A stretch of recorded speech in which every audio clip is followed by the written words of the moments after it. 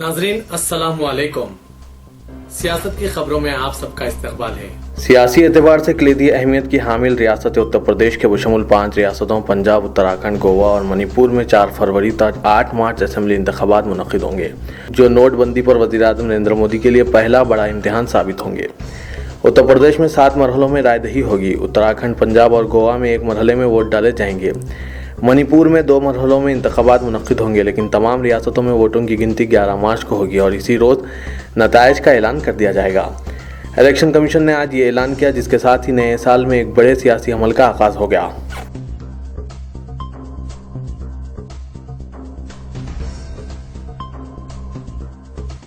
मुश्तबा मुस्लिम बागी कैदी फिलिपाइन के जेल से फरार के सबसे बड़े वाक़े में आज तशद्दुद से मुतासिर मुल्क के जुनूबी इलाके की एक बोसीदा जेल से फरार हो गए।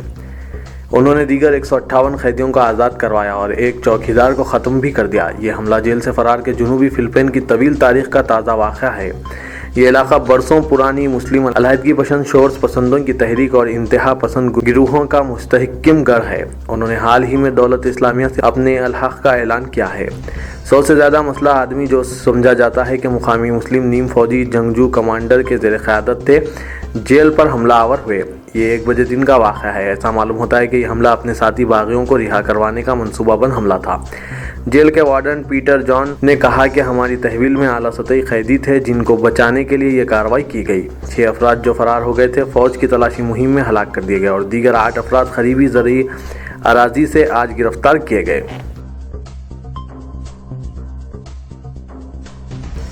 मरकजी वज़ीर फाइनेंस अरुण जेटली ने आज कहा कि रोज़ाना रकम वापस हासिल करने की हद को रिजर्व बैंक ऑफ इंडिया जायज़ा लेने के बाद बर्खास्त करेगा। उन्होंने इस अमल में हुकूमत की दखल अंदाजी के इम्कानात को मुस्तरद कर दिया और कहा कि हुकूमत सिर्फ बैरून मुल्क मुक़ीम NRIs और बैरूनी ममालिक से वापस होने वाले हिंदुस्तानियों को RBI की मुख्तलिफ शाखों ने मनसूख शुदा नोट जमा करने की इजाज़त देने के लिए दखल अंदाजी करेगी।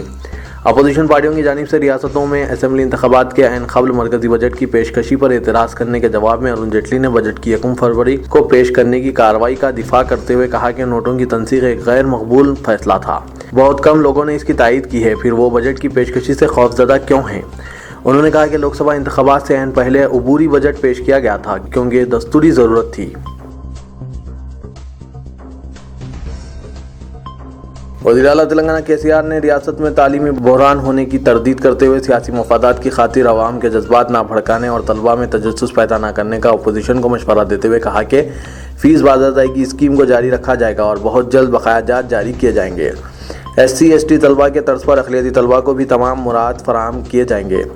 गैर मियारी और इंफ्रास्ट्रक्चर से खाली कॉलेजेस को बंद कर दिया जाएगा। कॉलेजेस इंतज़ामिया ने बगैर किसी दबाव के रज़ाकाराना तौर पर 100 इंजीनियरिंग कॉलेजेस की तादाद घटाई है और अगर हुकूमत कार्रवाई करती तो 250 इंजीनियरिंग कॉलेजेस बंद हो जाते थे।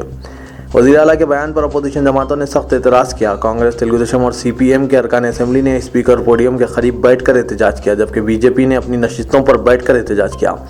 मजलिस ने स्पीकर से मुलाकात करते हुए अपना एहतजाज दर्ज कराया। असेंबली में फ़ीस रीइंबर्समेंट के मुख्तसर मबाहिस में जवाब देते हुए KCR ने कहा कि कांग्रेस के दौरे हुकूमत में शुरू की गई स्कीम को अलहदा तेलंगाना रियासत में TRS ने बरकरार रखा है। जो कायदा कानून कांग्रेस हुकूमत ने तैयार किया था, इस पर जूं का तूं अमल किया जा रहा है, जिसमें कोई तरमीम या तब्दीली नहीं की गई है। वज़ीर बरक़ी जगदीश रेड्डी ने कहा कि हुकूमत कल्याण लक्ष्मी और शादी मुबारक स्कीमात के तहत गरीब ख़ानदानों की लड़कियों की शादी के मौके पर 51,000 रुपये इमदाद को शादी के दिन अदा करने अहदेदारों को हिदायत जारी करेगी।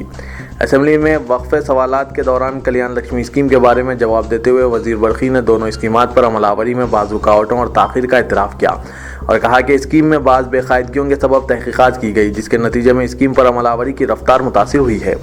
उन्होंने ज़ेर-अल्तवा तमाम दरख्वास्तों की अंदरून 1 माह यकसोई का तयक़ुन दिया। जगदीश रेड्डी ने कहा कि शादी मुबारक स्कीम के तहत अक़लियतों के वो तमाम ख़ानदान हुकूमत की इमदाद के मुस्तहिक़ रहेंगे जो मुआशी तौर पर पसमानदा है। उन्होंने कहा कि किसी भी तबके को स्कीम से महरूम नहीं रखा जाएगा। एक घर में अगर 1 से ज़ायद शादियाँ अंजाम पाती है तो तमाम के लिए दोनों स्कीमात की इमदाद फराहम की जाएगी।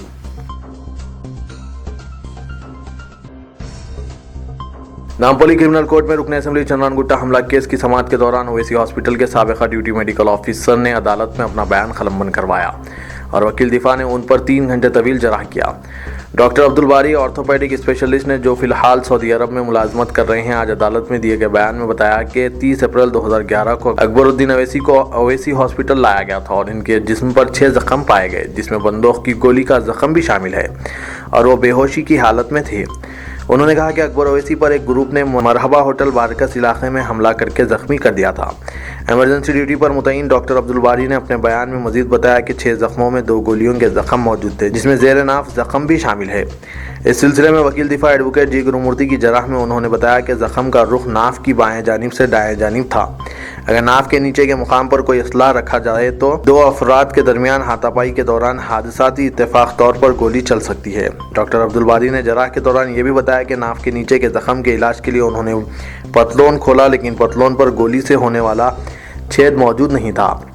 یہاں اس بات کا ذکر بھیجا نہ ہوگا کہ حملے کے دن اکبر اویسی نے بھی اپنی پستول ناف کے قریب لگا رکھی تھی۔ انہوں نے بتایا کہ مریض کے جسم پر موجود گولی کے زخم سے انہوں نے کسی بھی قسم کا بارود یا دھماکوں پاؤڈر کا نمونہ حاصل نہیں کیا، کیونکہ مریض کا جسم خون میں لت پت تھا اور خون بہنے کا سلسلہ جاری تھا۔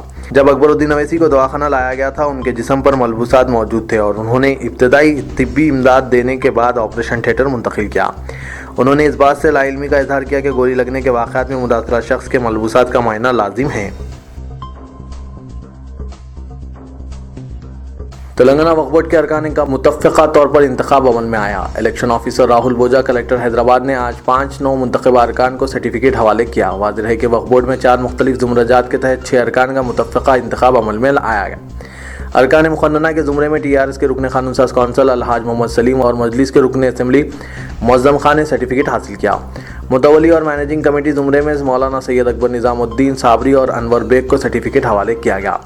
بار کونسل زمرے سے منتخب امیدوار ایم جاوید نے بھی کلکٹر حیدرآباد سے سرٹیفکیٹ حاصل کیا۔ مسلم رکن پارلیمنٹ کے زمرے میں حیدرآباد کے MP اسد الدین اویسی کو منتخب قرار دیا گیا۔